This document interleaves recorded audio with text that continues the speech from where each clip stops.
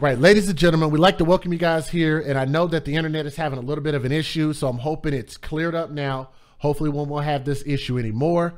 But what we have here is we're going to do an interview with the young lady who is actually associated with the story that we just talked about last night. So the way that this works is we talked about the aunt who was the aunt of the two children who were actually found in the trunk in Baltimore, Maryland. These children were given to her by her sister, who was her slightly older sister. She's slightly older than her. And one of those children, the father of those children, this is the mother and father to that man who is the father to one of those babies. I hope I said that right. Correct. Yes. That is a lot. That is a mouthful. But I'd like to not only thank y'all so much for your time and thank you for reaching out, but you want to kind of start us out, give us your names and kind of let us know where your stance is on this particular issue.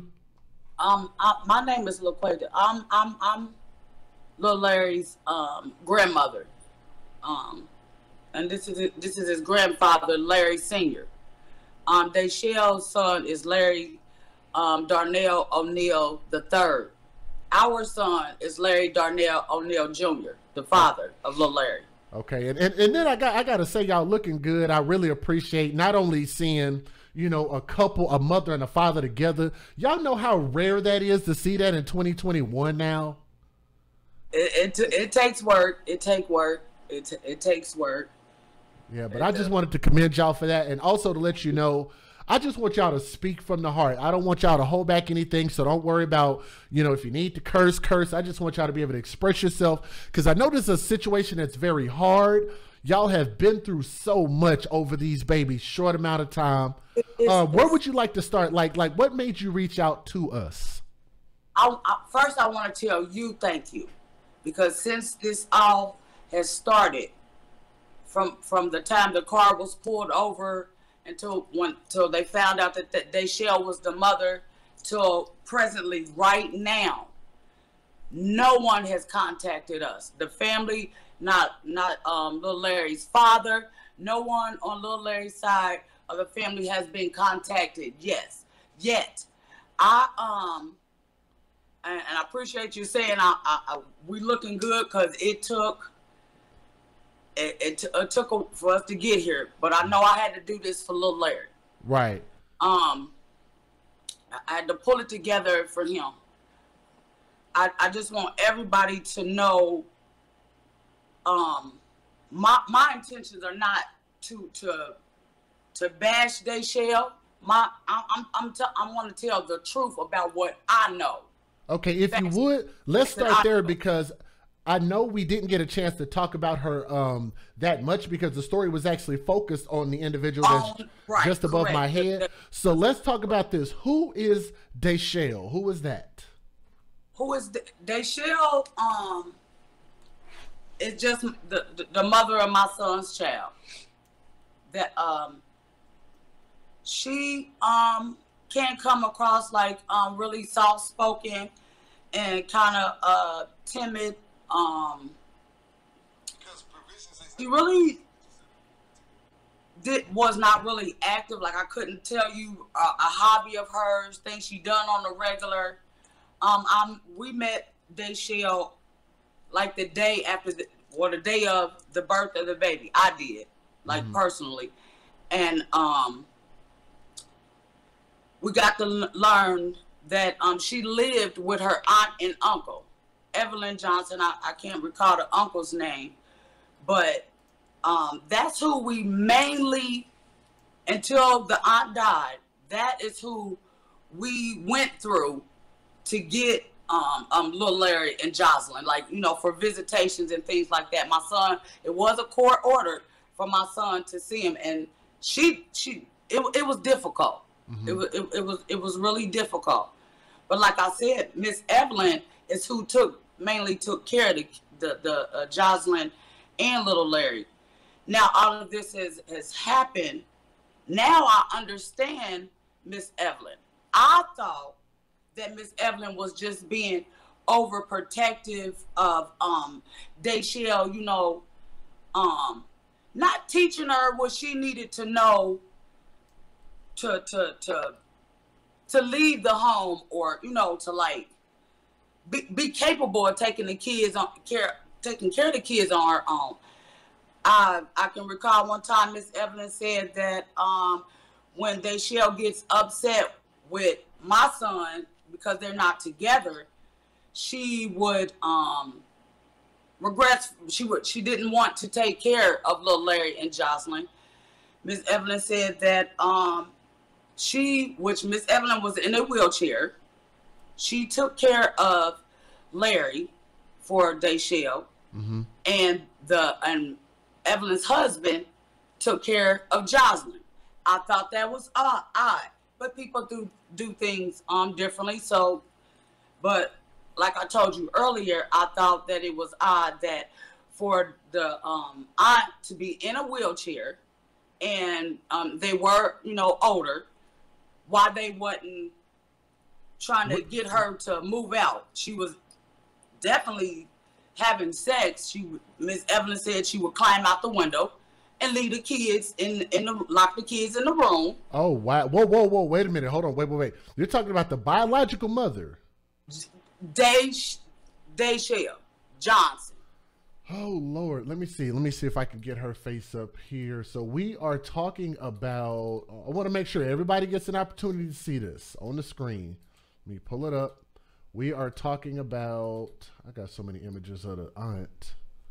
This individual right here, the biological mother, her name is Dayshell L. Johnson. And the reason why we're bringing her up is because the story that was put out by the news really kind of left a lot of holes in the story, even to the point of how we got here, because you could just look at it and say, okay, the aunt had custody of these kids, trying to help the mom.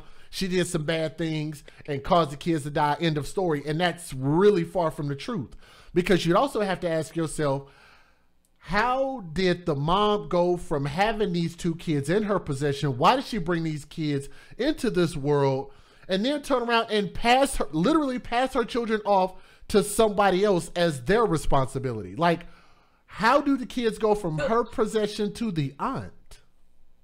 What doesn't make sense to me is how, if the sister had, she lived in a hotel, and from wherever she could lay her head. Why would Dayshell give the kids to the sister?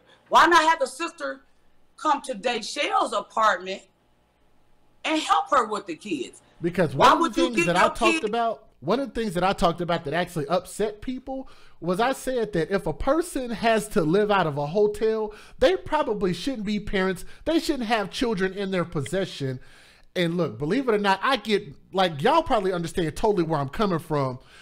I just think that's a common sense thing. If you can't afford to take care of yourself, how are you going to benefit children? Let alone the fact that most hotels actually have policies that prevent you from having a ton of people in your hotel room anyway. But knowing that this woman is already, like, not in the best financial position, and you, okay, so let me tell you. Let me say this, and this is what hurts me the most. I repeatedly tried to get those kids for visits. My family is family oriented. Everybody who know me know I cooked every Sunday. When the kids here, I'm doing arts and crafts with them. I got a pond in the back. I even got ducks. It's almost like a whole farm here. Mm-hmm. I've been trying to get those kids or support her. Help her. In your opinion, why do you think the biological mother, because like I said, we're talking about two children, two different baby daddies, so that actually is confirmed. I mentioned that yesterday, and it's so sad that I see these stories happen so often. I could actually draw a conclusion like that and end up being right. But y'all had been making yourselves available for her if she needed help. And I thought that, and I said, well, if she allowed us to take little Larry, we took Jocelyn too. We you know, to make sure he was comfortable when he come. And we're not gonna take one child and leave the other one out. We're not gonna do that. And plus, I'm thinking we're gonna give the aunt and uncle break. Deshelle can get a little break, you know, get her some, you know, free time. Little Larry's our flesh and blood. We wanted him. We wanted to be in his life. She knew this. To punish my son for not being with her. Do you have an idea? Do you have an idea about how old the biological mother is? I know she's in her 20s. I don't remember her age. She's 24. I believe she's 24. Okay, I need to back this up a little bit. Okay. Miss Evelyn wouldn't let Deshelle take those children anywhere by herself. I'm going to say it again. Until now, I did not know. Miss Evelyn was trying to keep them kids safe from Deshelle. When she would come to my house, mind you, the baby couldn't have been a month old. Who comes to the baby father's house and we waiting, his family, my mother. Larry was blessed to have a grandma and a great-grandma. Right. We here waiting. She comes without a baby. Not with little Larry. Wow. Is that not odd? That's extremely odd, yeah. Not once, not twice, not three, not four, repeatedly. She came to see my son, but she didn't bring no kids. She didn't bring little Larry. Right there. Okay, now that is a very key point, and I want some of y'all to know that me and her did have a conversation earlier, so I'm trying to kind of retread ground we've already kind of talked about. That is a very important point. So what you're basically saying, which is something that I thought earlier, is that we have this thing called hashtag babies for benefits, and it's something that I use as a hashtag to really just let people know that a lot of people, it's not all mothers, it's not all black mothers, it's not everybody, but a large number of these stories that I talk about, these people only deal with these children or have these children because they're collecting some type of benefits from them. They're using these kids. So it sounds like what you're saying is that instead of her bringing the kids by so y'all can have this family, have this sense of environment, love, care, support, all of this so-called support that you say that you needed, which was already available, what she did was she ditched the kids essentially to go see your son. Exactly. Oh, God. Oh, my God. Repeatedly, not just with my son. If y'all look, she had a baby after little Larry. That man was, don't quote me on this, but far as I know, he was in jail. That's what Deshelle told me. That's why we embraced Jocelyn. She didn't have nobody. Jocelyn didn't have nobody checking on her. That's why that baby.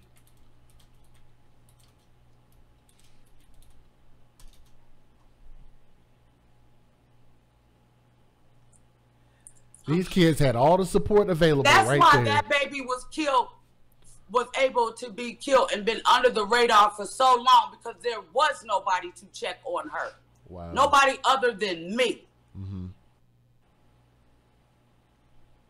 Now, little Larry, his grandpa calling, I'm calling, my son's girlfriend is calling, his family from West Virginia is calling her.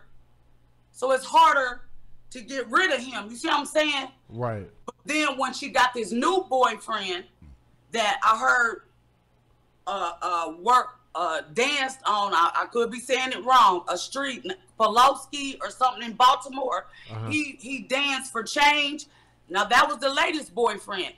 That's when that girl got rid of my son. Jocelyn had been gone. That baby had been dead. Okay, so let's look at it like this. 2020, I believe in May, is when we suspect that, let me get these names correct. That's when we suspect that Larry, the baby Larry passed away, right? If I read correctly, little Larry was only dead 3 months. And Jocelyn was a year. Oh wow. Okay. Oh wow. Okay. Yes. So I've got them I literally see, backwards. I got it backwards. Okay. I have a son that lives with me. That my youngest son. Now, there is a few this times that he got a text message from Dayshell saying, you know, because my son, I'm telling you, we asking about these kids. And she would say, oh, he at my brother's house. Oh, he outside. My son, my youngest son even asked her, well, go get him then. Yeah. Never did. Never did. Okay, so basically the baby girl disappeared and nobody said anything because the family hadn't been allowed to be involved. That actually makes a lot of sense. And if the little girl's daddy is in jail or incarcerated and none of that, you know, his family was involved in her life ever, because who checking on her? With Nobody. The corona and everything going around? Right. They wasn't in school. I don't understand why nobody checked any school records from before or when they went to school here in Dayton, Ohio. I mean, there's a lot of stones unturned. Right. And people were saying that for the whole year for that baby to go. And so here's where maybe some people didn't understand where I was coming from, because I said this is actually a failure on Baltimore as a whole. And let me explain why. Because I live in Texas. I'm constantly giving Texas the L.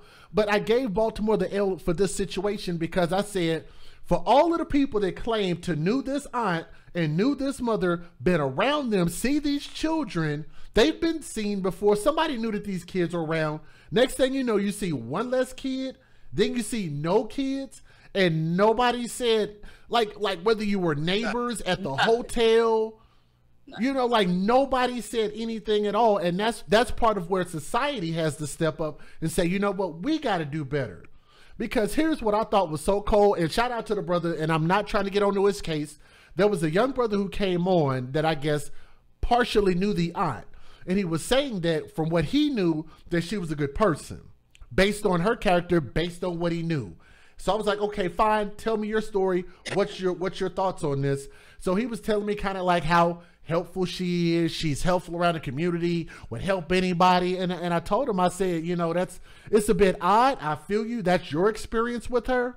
But I thought it was a little bit odd. The fact that she's so helpful to everybody except for the people that she has custody of. How's she helping them? Apparently she couldn't help herself. And living out of a hotel. Okay. Like, so, okay. And I don't want it to come across.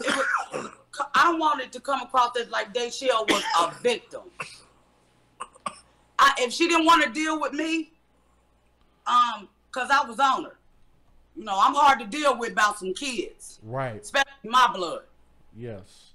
So what I did was gave her at least 14 to 17 numbers of my siblings, my mom, his sister, his niece, my nieces and nephews that are her age. This was senseless. We've offered to give Dayshell housing, apartments, cars, anything that girl would, if she would have said, Miss Quaid, that's what Miss Quaid, if she would have said, Miss Quaid, come get them, I don't care what time it was, I was coming to get them kids. I was coming to get not just little Larry, both of them. Right. The bond between them two kids was so tight. It was times, but now I think about it, that Dayshell would call over here irritating little Larry by letting Jocelyn scream in the phone, and little Larry would let me tell you how loving this boy was. Mm-hmm. And I don't even think he was 3 years old when this happened. And he outweighed Jocelyn by the time he was 2.5. He started rocking. He heard Jocelyn screaming, just screaming at the top of her. Dayshell got the phone laying down, and we trying to enjoy little Larry, but she got him so upset. He rocking. He said, "No, I gotta go. I gotta go. My sister need me. I gotta." He said, "I gotta go." He wasn't going to wait on us 2 minutes, 3 minutes, 5 minutes. That baby was trying to get out of here and get to his sister. They bond was close. That's why I wouldn't take one without the other. And when you I brought first up heard something. the story, I thought maybe my brain went all kind of directions. I'm like, maybe they killed Lil Larry for trying to protect Jocelyn, or her trying to protect him. Mm-hmm. Yeah. I know he was asking for his sister when they were separated for a long period of time. Yeah. And you couldn't separate them. Let me ask you this. Her, but he would protect her. Because you brought this up just a little bit ago, and you talked about how the phone was pointed up. I want you to kind of give some details about, because y'all were trying to have video phone calls and things like that. Can you give the audience some details about these video phone calls and what was particularly odd about it to you? The main odd thing is we never could see the whole child. You know, most people that got younger kids, you know, I don't mean no disrespect, but most black kids, if they dress and looking good, we trying to show them off. They shall, if she answered the phone, would set it down on a surface like maybe a table, because Lil Larry was bigger than Jocelyn, and you can see maybe this part of his face, you know, because the phone is faced up towards the ceiling, and I could see the ceiling and maybe his forehead or the side of his face. And little Jocelyn would be trying to stick her little head in there, and you say, "Hey, Nana," and Lil Larry would, you know, be like, "You know, this my Nana," and they, you know, from that little space from it laying on the table, instead of her holding it for him or letting them hold, hold it. She never done that. Why do you think that is? I know you have a theory. Why do you think that is? Because she know I would have been on her. When she would tell me that he had hand, foot, mouth, or scabies, I didn't even know what scabies was or no hand, foot, mouth. There was always something wrong with his skin. Even when we got him, and I don't want to knock Miss Evelyn because she was in a wheelchair and that older man when they was doing the best they could. But when we would pick them kids up, every single time, they got new clothes, new socks, new shoes, new drawers, every time. Because that stuff that they would wear would be too little. Yeah. Or his hair, he had long hair. And his hair would be in a ponytail. When we take the rubber band down, that baby's hair would have the length, and it would be almost like one big dread from it not being washed or combed or brushed. Lil Larry's skin wasn't soft like a 2 or 3 year old. Right. He wasn't getting pampered and loved. That's why when he came here, I made sure that he did. He was even acting weird in the store, like he was so Walmart. What kid don't know about Walmart? Yeah, pretty much everybody. Let me ask you this. I read that baby's body language, and I try to. Let me ask you this, pertaining to love him as much as I can, as hard as I could, every time I had him. Hey, I'm with you on that. Absolutely. Let me ask you this, pertaining to the biological fathers, because that's another big hole in this story that wasn't talked about, and we had to do a lot of speculating. So we got two different fathers here. Let's start with Jocelyn's father. Do you know, like, where has he been? Has he been involved at all? I think he's been in prison. I can only go by Deshelle, but I want to. Yeah, we don't know him. And I think I don't know. I'm gonna be honest. I don't know. I can't remember. Because I didn't care about who he. Right. Yeah, that wasn't really our concern. Yeah, I get it. Let me ask you this. So, as far as baby Larry, his dad, how much time did he get to spend with the baby? Where is he currently at? As far as all of this goes? Okay. Now, my son, Larry, Jr., he's incarcerated. That's why we did as much as we did. Right. Because we wanted to step up to do what he couldn't do while he was gone. But let me tell you about when he was here. Okay, yeah. It was court ordered for my son to see them kids. They didn't want to allow it. We'd have to call the police. The moms didn't want him to be around the kids. them people did, it was a lot. It was, them people was weird. And I did, the people weird. Okay, that ain't nothing against the law about being weird. But to deliberately make it hard for my son because they didn't like it. And I'm going to tell you why they didn't like it. Okay. He was outspoken, and he would tell them why my son nasty, why they didn't like that. And plus, Dayshell played both sides. Miss Evelyn loved them kids, too. They was the safest when she was alive from Dayshell. So Dayshell would play both sides. My son would give her money, give Dayshell $200 and $300.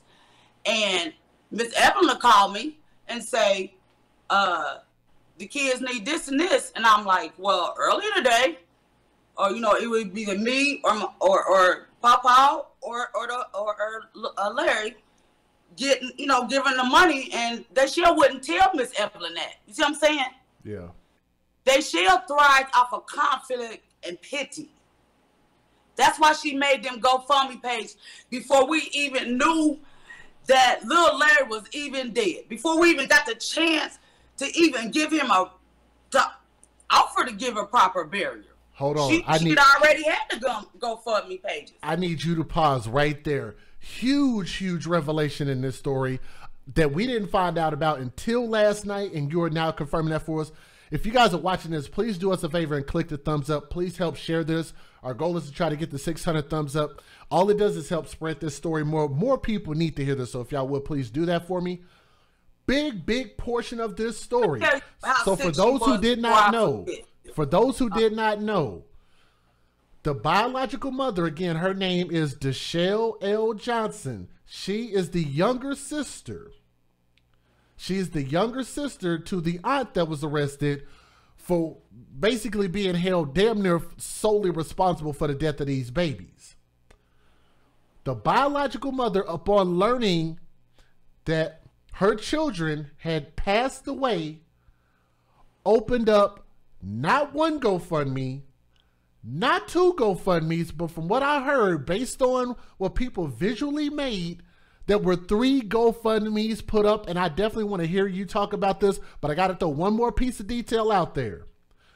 After all of these GoFundMes went up, there was actually somebody who offered to pay for the burial of the kids. And on top of that, most people know that when there is some type of violent homicide or something like that pertaining to children, a lot of states will actually pick up that bill anyway.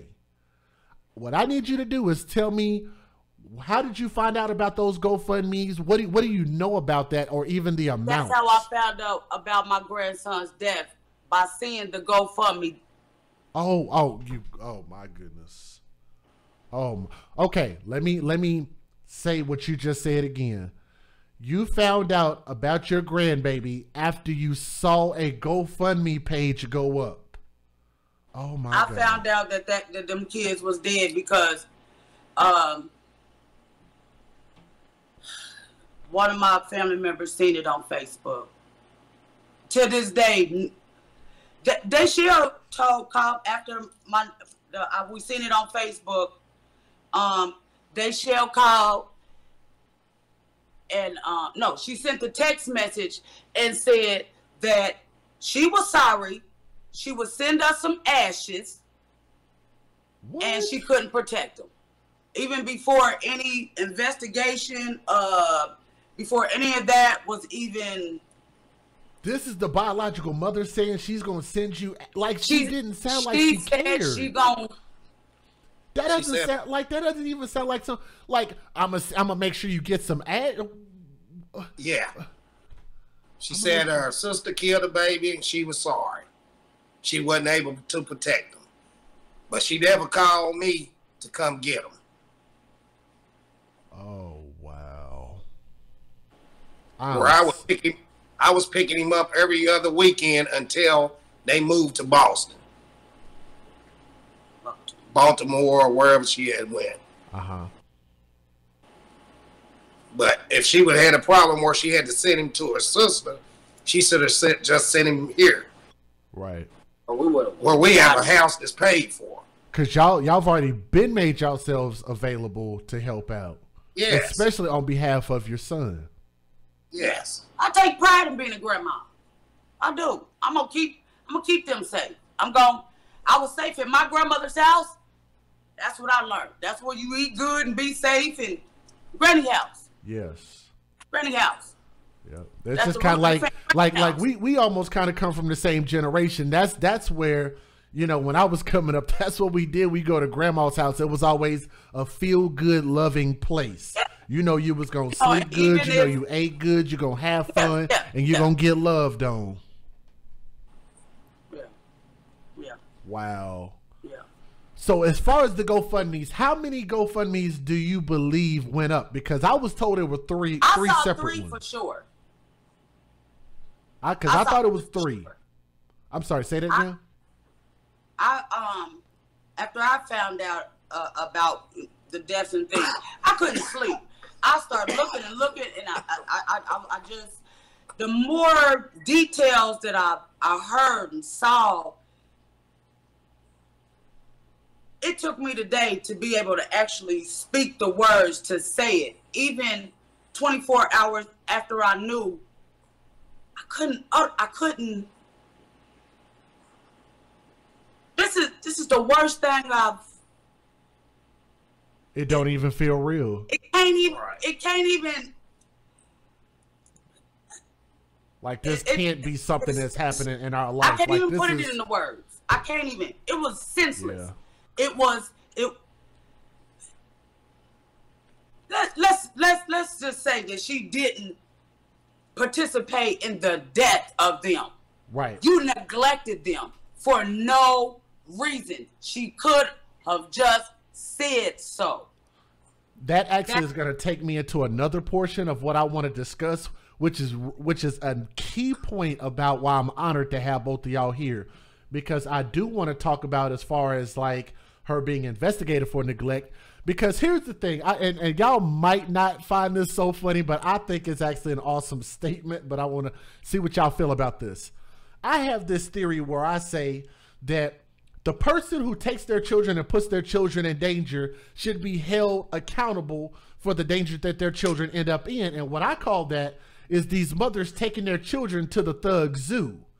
They know that these thug lions are in these cages for a reason, and they take their kids over there like, oh, look at the cute little lion. And then they take their children and because they like the lion, they stick their children in the lion's cage and say, you know what, kids, I'll be back. I'll come back and get y'all in a little bit. Walk off, and then next thing you know, these lions then maul these children's faces off, and then people are expecting to feel bad for the parent that put those children in that position, and I call that the thug zoo, playing with the thug lions. Now, a lot of times that has to do with the men that they choose to date. In this situation, it's actually her neglecting her children flat out. And I think that is a grossly overlooked thing. That is a grossly overlooked thing whenever you put your children in a bad position and something happens to them. And I think that one thing that the law does, especially if you know that, hey, if there's a severe enough penalty for something that you've done, it makes people rethink the choices that they make. And I think that there has to be some accountability, whether it be mother or father who put their children in bad positions, that they need to be held accountable. So that takes us, we're going to get back to that GoFundMe here in just a moment. She did not go through the courts in order to give custody literally over to this aunt. Can't do that, especially when you have some of these kids on paperwork and all of this type of stuff. This individual was not qualified. She was literally living in shambles her damn self. And qualified. You pushed your children off, not only pushing your children off, but you know, for the reasons, I think the reasons actually do matter. Let me give you a perfect example. You guys have heard about hate crimes, right? Yes. Right. Crimes are crimes. Death is death. But they throw a little bit of extra season and a little bit extra spice on there when they find out what your motive, what your reason was. See what I'm saying? That's the difference between somebody getting charged with a crime and a hate crime. Here's the reason why I bring that up. Because if her intention was for her to go lay up under some new man, go play fancy for some other man. I think that's the spice and a key ingredient that makes this just a hell of a lot worse. The fact that you dumped your kids off just any freaking where you wasn't going to have any accountability for you to go get you some sexual pleasure elsewhere. I think that's disgusting. I think this is disgusting. Who rides around with a kid in the trunk of their car for a whole year? Oh, Lord. Oh, Lord. And we going to, brother, we have to talk about that. And the guy that we actually talked to last night, he's in the live chat right now. Shout out to him. I got to call this out because I called it out last night when he said that the aunt gave him a ride and she came up with excuses for the smell in the car. And I was just like, Lord bless this brother. Like, I know he probably means well, but I'm just like, death has a human death has a very distinctive scent to it. It is unmistakable. It's not like I've smelled dead pigs before. Like they had this thing way up in Guyman, Oklahoma called the Pig Farm. I had to drive to that goddamn place. I hated that place because they used to have a route that used to take me up there. I used to have to deliver supplies. That is an unmistakable smell, but it ain't like human death. It's very different. Very different. And I said to myself, I was like, that's scary, the fact that, you know, she had this one baby in there for at least a year. Smell emanating from this car. And this is why I said Baltimore takes an L for this. Another reason, because I'm just like, how can you be around this car, be around this woman? That smell will hit you, and you don't even bother to say, hey, Baltimore police, y'all might want to come over here and come at least check this smell out. Because I'm just saying, it smells a whole lot of wrong over here. Can y'all at least come check this out? And in 10 months, nobody said anything at all. That's freaky to me. Right. And you riding in the car with it? That's... And then she got to be crazy. And then she put him in there with the other one. I couldn't make any sense of it. And I just say, man, it's just, for some people, there's just a special place in hell next to Satan for them. And that's supposed to be a good person. He said she's a good person. And that's also another thing that scares me, because where's our discernment? I learned that word discernment, you know, going through the Christian camp I used to be in. And discernment is really using your spiritual, physical senses to be able to really, truly understand the essence of something. And discernment couldn't tell people this is not a good person. And me and your wife talked about this. You can look this aunt in the eyes and tell that she ain't all there. This girl is a couple tacos short of a combination plate. This girl wouldn't win a race against a turtle. She looks slower than a bottle of molasses that's been left out in the snow. Okay. It's something wrong with her. She ain't all there. You can tell something wrong with her. They sure knew something was wrong with her. That's why she gave him to him. She knew. She knew. And if she didn't, she's still wrong. She neglected him. Let me ask you this. They starved him and beat him. Dang, it's so much we need to talk about.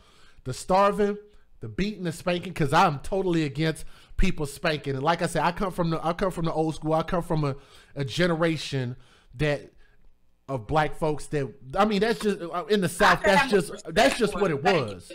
Everybody was allowed to spank you. Pastors were, aunties, uncles.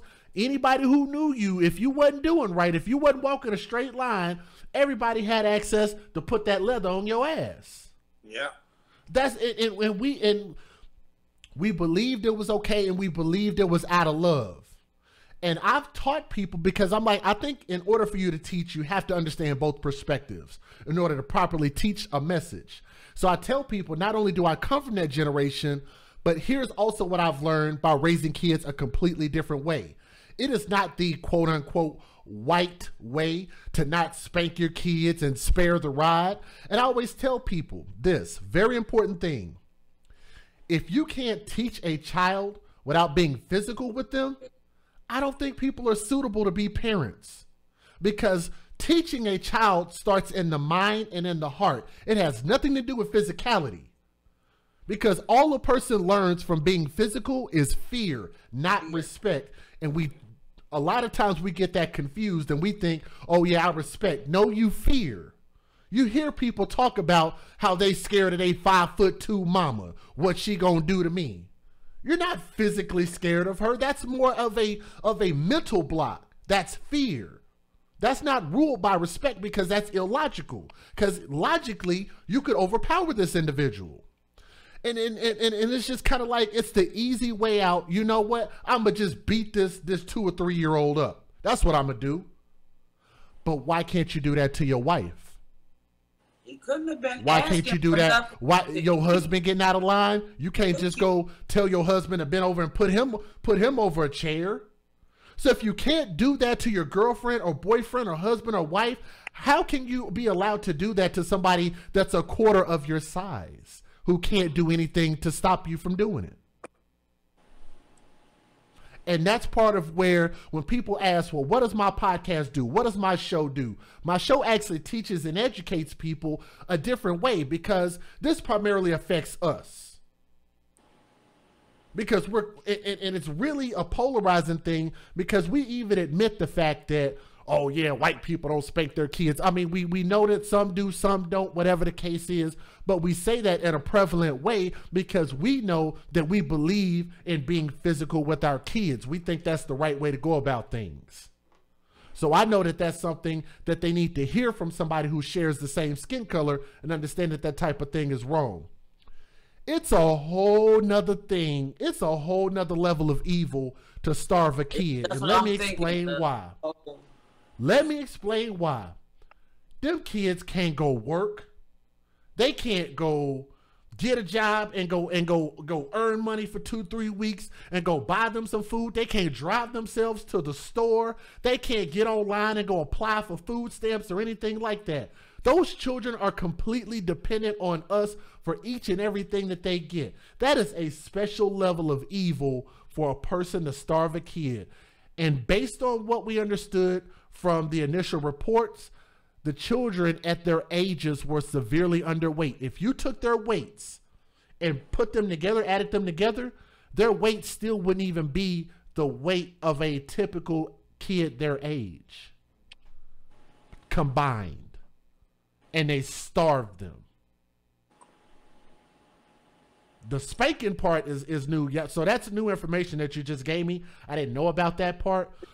So I would have to assume that the mom didn't give a crap, and she probably spanked the kids, and I'm assuming the aunt did too. To be honest, I don't see Dayshell doing the physical hitting them kids. I can't say those kids. Whenever I ever had them, and I never seen Miss Evelyn ever hit them kids, it wasn't necessary. Right. They were quiet kids. They wasn't rowdy or aggressive or smart alecky. Those were some well-mannered, loving kids. Yeah. They had 50 million questions. They were bright. They were brilliant. Jocelyn was really intelligent. She was smart. She was helpful. She was sweetish. She was sweet as she can be. Mm-hmm. She was. So let me ask you this. Dayshell, let me get her name up here again. Dayshell L. Johnson. Do you guys have any idea where she's at now? Like, is she just running around free as a bird? No, we know where she at. We never seen her since she left dating. Oh, wow. But let me say this. She sent an address, and the same address that she gave me, because I was talking to her trying to get information about where she lived at, and, you know, arranges for this funeral that she was talking about. And she said, send it to this address. So I Googled, use Google Map and search the address, okay? Because I was on my way to Baltimore. I wanted answers because too much time it went by. She gave that exact same address to a reporter, and the reporters went there, and those people said they don't know her, and she has never lived there. So why would she lie to me? If we coming down there to what she thought to embrace her and help her and consult her and you know, help with funeral arrangements and stuff, you know, for the funeral and stuff. Why would she tell us the wrong address? Right. So she basically been ducking y'all literally this entire time, just so she wouldn't be held accountable for raising these children properly, because her intention was never to have these children. What's even more crazy about this is we talk about babies for benefits. She only had these children literally just to try to hold on to a man, is what it sounds like. Yeah, she's so dingy. She didn't have no responsibility. We had her, the auntie and uncle, until they dad had them. She wasn't allowed to take them anywhere, not to a store, not to a park, not to her friend. I've never heard her say, well, me and the kids went over my aunt, you know, my friend's house, or not even another family member's house. Not even, she's never been anywhere with them. Never. Let me ask you this. Let me ask you this. I died, and then she briefly had an apartment, but we never, ever were allowed in that. We stood in front. She came out. And let me tell you this. We wouldn't even say how trifling she looked when we would pick little Larry up on the west side of town, across for the street from a truck stop at a hotel. Dayshell and some older man come out, and little Larry would see Papa's car and just be glowing and happy. You know, he looking for him and almost running away from Dayshell to get in the car. Like, right. We try to create less conflict with her as we could to get as much as we could with the kids. We did our best to. And let me say this, and I hope this stands as just a tidbit of encouragement to you guys, because I always tell people, the failure is never on CPS. The failure is never on the government. The failure is never on police. The failure is not on aunts and uncles, grandparents. The failure starts at the biological mother and biological father. And that's where we have to really start creating very, very strong ties and encouraging that mindset to be much better before we even start making children, because it is such a tough thing to raise children. And the fact that you guys can stand strong and know that you can sleep at night. Y'all did all y'all could. You gave it 130, 150% effort, putting in and trying to not only find one kid, but both kids. And you gave it everything that you could. And I think that's a beautiful thing to know that, you know what? I've done my part. That's something you can definitely rest on that for sure. Let me ask you this, because I definitely believe in justice. I believe in justice, not only for these children, but to the dozens, if not probably hundreds, maybe even a thousand at this point. I can't tell you how many stories I've done. As far as for justice in this situation, I don't think we need to just stop at the aunt. I don't think justice should stop there. I think justice should also be followed up with the mom getting some charges. How do y'all feel about the mom potentially getting some neglect charges? Yes. Definitely. I also want to point out that Evelyn's husband had called Baltimore police and CPS for welfare checks on those kids. He did. Okay. I even told another reporter that somebody needs to find him. I know he's older, and I did hear he was sick, but to get so they can hear what she was like in their home. I only got what looking from the outside looking in, and what Dayshell told me and what Miss Evelyn told me. That man was there with Dayshell. He can vouch for the the kicking in of the door, because the kids are left in the room or whatever, and that he took care of Dayshell while the auntie took care of Lil Larry. Okay. So let me ask you this, because actually, I want to go right back to that GoFundMe real quick, because from what I heard, the amount that the biological mother, Dachelle L. Johnson, and her name is spelled Dachelle L. Johnson, spelled traditionally. The total amount of GoFundMe's ended up adding up to about, I think he said about $50,000+ or so. When I seen the 3, I think it was 30-something thousand. But like I said, I stopped looking at what Dachelle or Nicole or the Nikki or the aunt was anything about that. I started searching for somebody to tell what I knew. Mm-hmm. I started reaching out to. I was up trying to figure it out. Because, like I said, nobody registered. Like told right y'all now, anything. Yeah. Nobody told my son that he's, from law enforcement or investigate. Nobody told my son that his son was dead. How was he taking it? Right now, nobody's talked to this family at all. How was your son taking it right now?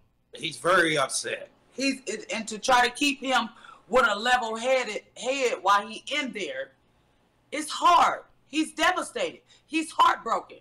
No matter what he did in his life or why he in there, he didn't deserve his son to come back home in ashes. He didn't deserve for his son to die. He loved that boy. He loved on his boy, on little Larry. He spent time with him. He did what he needed to do. Went to court to try to get his rights and custody for little Larry. I forced him to make sure that he did his best by little Larry. Mm-hmm. The same way my son would get a house, a car, or anything else in his name, he signed little Larry's birth certificate. As trifling as Dachelle was, he didn't want to deal with her, but he made sure that he did for little Larry's sake. Let me ask you this, because I have some people, and again, if you guys don't know, we are actually live. This is not pre-recorded, which is why we had some internet issues earlier. But I do have a couple questions coming from the chat. And people wanted to know, let's start with the first question. Okay. They want to know how Pawpaw was feeling. They want to talk to you, I guess. They want to know how you're feeling about this. It hurt, very upset. I don't even know what to say. I don't even know.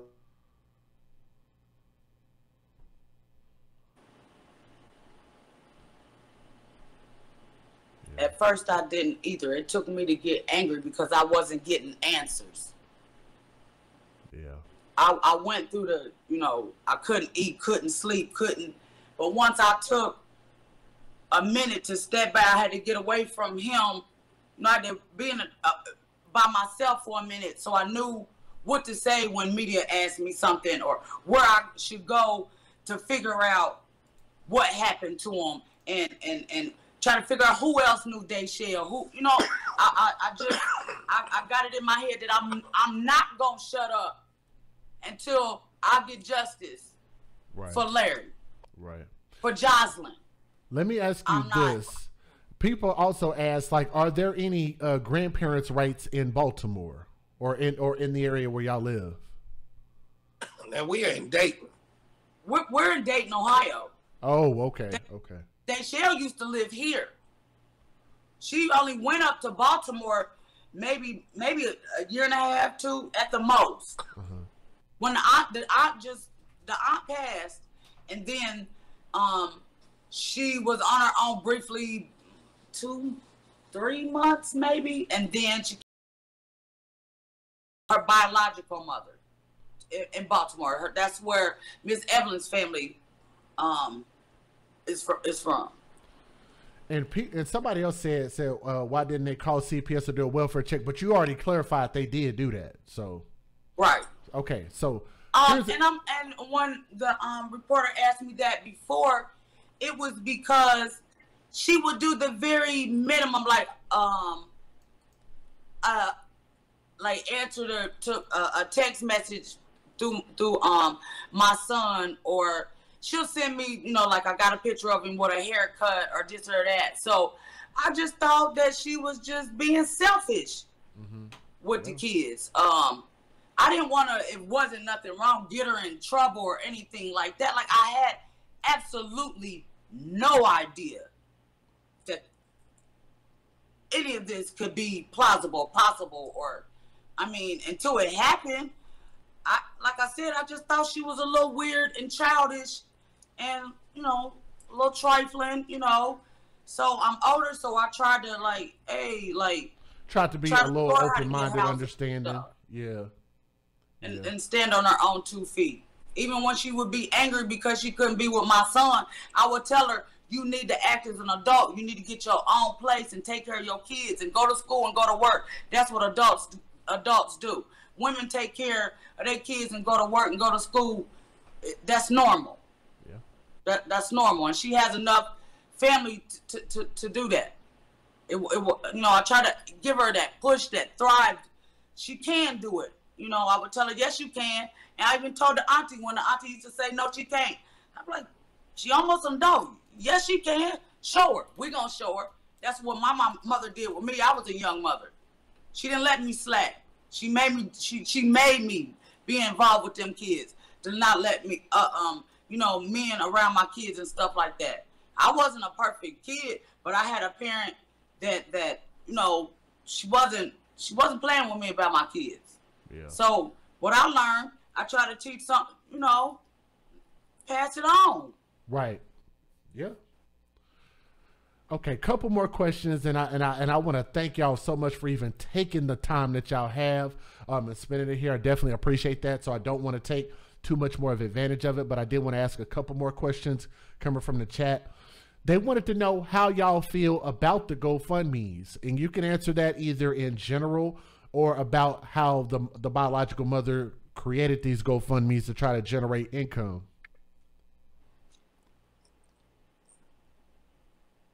That I'm not for sure about.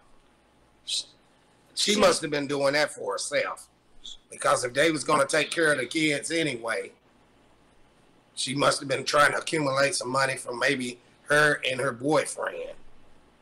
Yeah. Okay. I think it was done at the wrong time. I don't think it was for the kids. It wasn't. It was strange. It was at the wrong time. It was for her and her boyfriend. And I had enough sense to know, oh, wait, they got to do autopsies and all this stuff. And, you know, I knew that wasn't going to be an instant, you know, like, wasn't like she started to go fund me, like, real quick. Like, when I saw it, I just. Shock. Yeah. I like I said, it took to talk to you and Miss McKinnon for me to stop crying, because I said, now somebody gonna know besides us. More people will see about it and investigate more. Like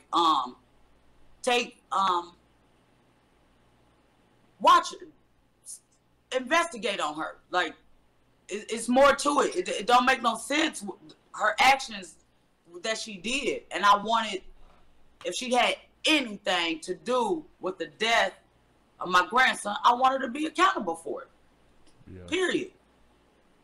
Yeah, speaking of accountability, do y'all know if the police have any intention of investigating the biological mother? Because I think they should.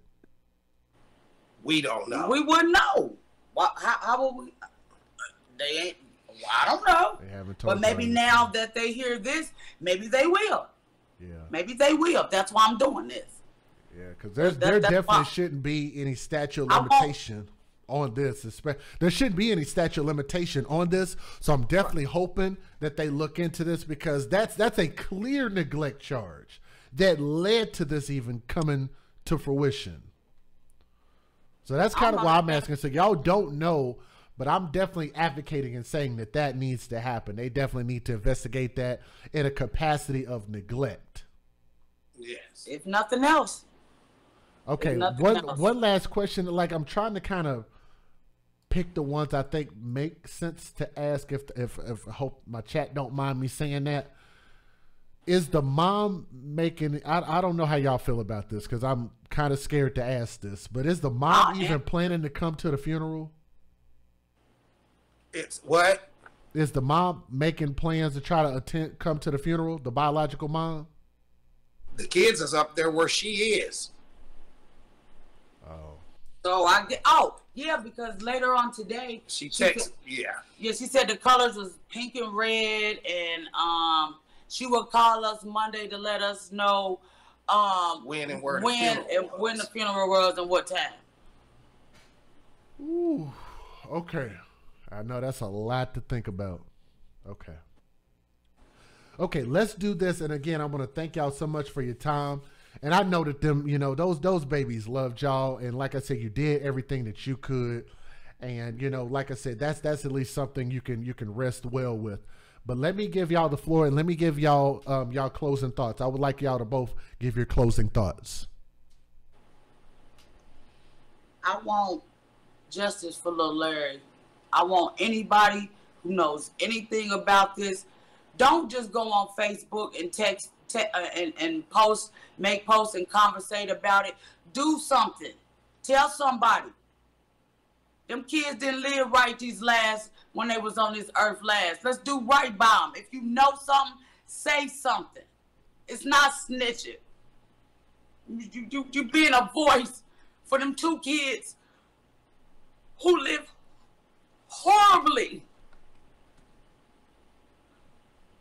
They last few days or years on this earth. Them kids were starved and mistreated. They need justice. Don't let, if they share or even don't let it be in vain. Say something. Leave anonymous tips. Something. Don't let this be in vain. Don't. He didn't deserve this. Yeah. Brother, you want to give your thoughts? Yeah, I feel the same way. Somebody got to be accountable. Yeah. Well, look, I want to thank y'all so much. Like I said, I admire not only y'all courage and strength for coming on here. You know, I think your spirit and your head was just in an amazing place. I thank y'all because I know this is a very difficult thing, especially even trust me. Y'all don't know me if but a phone conversation that we had earlier. But I thank y'all so much for trusting me and what I'm trying to build here as far as this platform, to be able to give a voice, to be able to give an advocacy for us to try to fight for something that I believe matters. Because I see people get out there every day and they're out here protesting about this, protesting about that. They usually have to do with adults. And I'm like, you know what? When is somebody going to take a stand and give the children a voice? These babies can't speak for themselves nor defend themselves against the things that they've been put up against. And like I said, I think we need more of that focus to shift away from all of the politics and away from all of the celebrity bull crap and all these adults and things going on with grown people who made their choices in life, and give these kids a chance to grow up and do something. To be a kid. You grow up. I just think they need a chance. Listen for a whole year and nobody know nothing. Yeah. That's just simply inexcusable. Yeah. But yeah, but I want to thank y'all so much. Like I said, I know it's getting late over here in Texas. I'm not sure the time it is out there. I don't know if we're in the same time zone or not. I appreciate you. I would take as long as you needed. We needed you. I appreciate you. Thank you.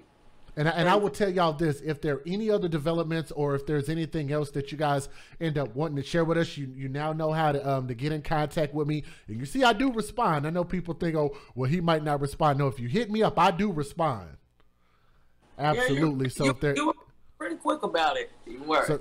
So yeah, if there's something more I can do, like I say, I will be at your disposal. Our platform will be at your disposal. If there's anything else that you need from me, I appreciate you. Thank you. All right, it's an absolute honor to have y'all on here, and y'all have a blessed night, okay? You too. Thank you so much. Good night. Good night.